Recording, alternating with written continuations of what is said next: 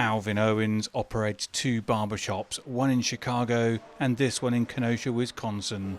Owens is also a community leader in Kenosha, a city still reeling after events in August saw African-American Jacob Blake shot multiple times by a white police officer and left paralyzed from the waist down. Black Lives Matter! The shooting prompted protests that in turn led to clashes with police.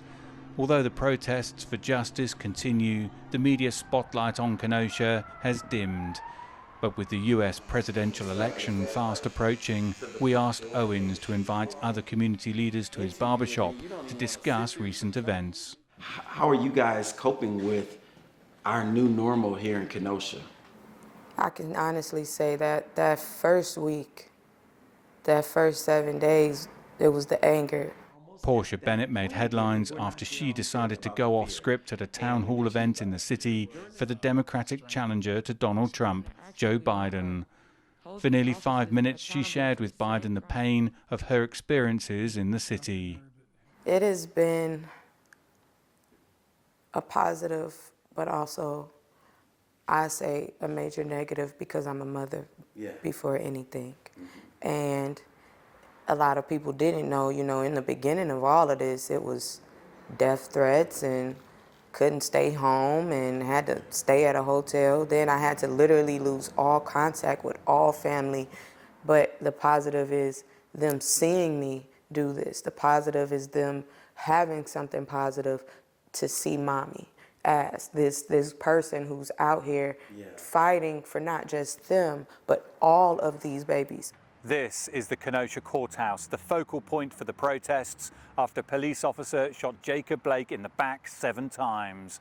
Although largely quiet now, the scars and the anger remain. Gregory Bennett Jr. is the CEO of Peace in the Streets, another community group in Kenosha. On the to-do list for the next president, he wants some focus on alleviating the heavily disproportionate number of African Americans in U.S. prisons. First, prison reform. If we're going to work on the recidivism rate, then you need to realize is Wisconsin is the #1 state in the United States for incarceration of African American males. Mind you, Jacob Blake got shot here. You want to stop and you want to start with fixing systemic racism, start with the prisons. That is a view echoed by Kyle Smith. We need reentry programs. We need to be able to help these men be able to get back into society and be comfortable with themselves so where they can show and teach other young brothers. Because, for example, Obama can't reach a cat that's on the street talking about he's 600. He ain't trying to hear what Obama trying to say in Chicago. Like, that's not happening. But a brother who's been there and done that has a better chance at it. So how often? These community leaders say the to-do list is lengthy. Ending police brutality, improving education, economic investment, and employment opportunities.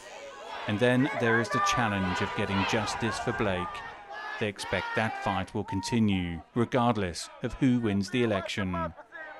Dan Williams, CGTN, Kenosha, Wisconsin.